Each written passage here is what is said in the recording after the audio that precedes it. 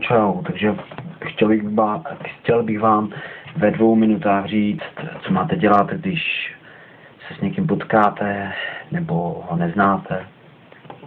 Samozřejmě holku, že to už dobře víte. Takže náhodný potkání může být třeba, když do někoho vrazíte, že jo, nechtěně, samozřejmě, tak třeba do ní vrazíte, že jo, omluvíte se hlavně, představíte se, chvilku povídáte třeba o něčem, třeba někam pozvete, jako na omluvu, tam zase mluvíte, že jo. Musíte být hlavně svůj, že jo, aby ta holka poznala, s kým má tu čest a věděla, jaký jste, doopravdy, že nic nehrajete před ní, být férovej.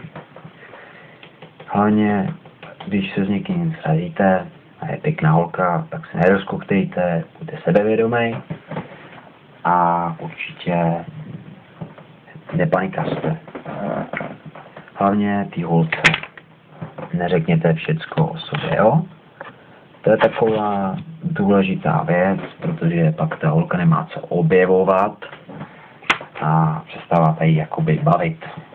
Nevím, jak to je, holky, ale klidně napište, když jsem se zmýlil, ale já si to myslím.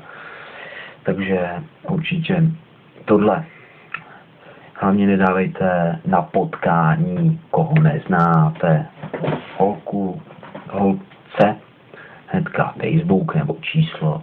Nevím, jak to vidíte, ale já určitě nedávám hnedka na potkání, když ji neznám, protože pak jsou 2 možnosti. Třeba si z vás udělá s kámoškama srandu, nebo tak, a to je pak na nic, že nejlepší je poznat tu holku a tak třeba potom, jak by se mi někam pozval, tak určitě Facebook určitě dát, to určitě jo, když se vám už bude sympatická a tak, takže určitě jo, určitě takhle. Takže určitě být slušný, zábavný, pozvat jí někam, mluvit s ní, hlavně oční kontakt důležitý. Takže to je asi všecko, no. Hlavně buďte slušný a představte se. A hlavně, když do ní vrazíte, tak buďte elegantní gentlemani a omluvte se jí. Takže trošku jsem to přepísk, ale 2 minuty máme za sebou, ale nevadí. Doufám, že se líbil díl tento a určitě příště vám natočím další video, kde vám bude Balič, pomocník, radit jak na holky. Takže čauky, dávajte lajky, odběry, hlavně pište komenty. Čau.